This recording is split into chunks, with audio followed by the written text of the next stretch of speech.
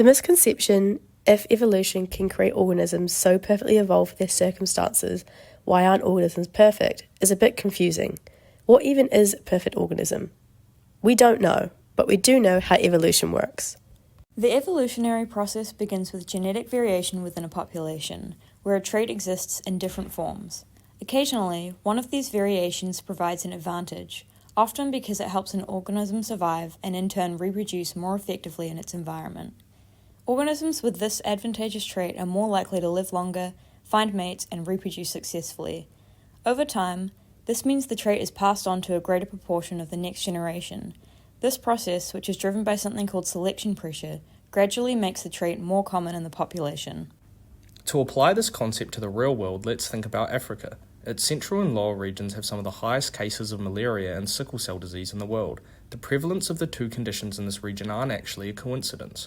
Carrying the sickle cell gene improves an individual's resistance to the life-threatening disease.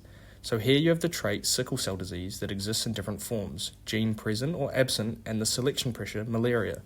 Malaria has persisted for so many generations that sickle cell disease is common not only in the African population, but those of African descent who live outside of the region.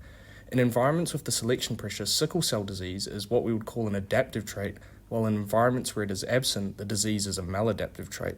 What does evolution look like in non-human organisms?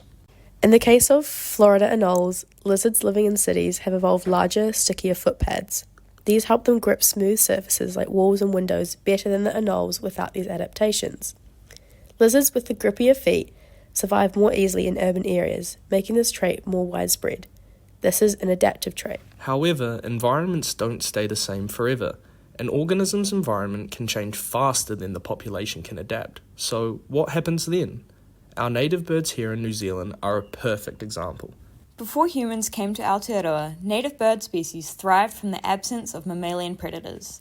Their main threats actually came from other birds, like the haast eagle and ruru, which hunted from the sky. The selective pressure of these hunting techniques meant that many birds evolved to nest on the ground or in tree holes where they were well hidden. The eventual arrival of humans introduced new predators, such as mustelids and rats. These new arrivals hunted on the ground in ways that native birds were unprepared for. Their adaptations no longer worked, causing many species to decline dramatically, some even to extinction. An example like this shows that even if evolution produces traits that seem well suited to an environment, a change in conditions can drive selection pressures that cause them to no longer be useful. These are called maladaptive traits. So let's get one thing straight. Perfection doesn't really exist in the natural world. A trait can be adaptive and maladaptive simultaneously. In more typical cases where organisms have evolved advantageous traits, this still doesn't mean that they're perfect, and a population's circumstances can change so quickly that they can't evolve fast enough to keep up. The theory of evolution tells us that organisms aren't moving towards some perfect form. Their traits are constantly being selected for or against by forces that vary through time. Earth's conditions are constantly changing, and the forms of life on Earth can only change so fast to catch up.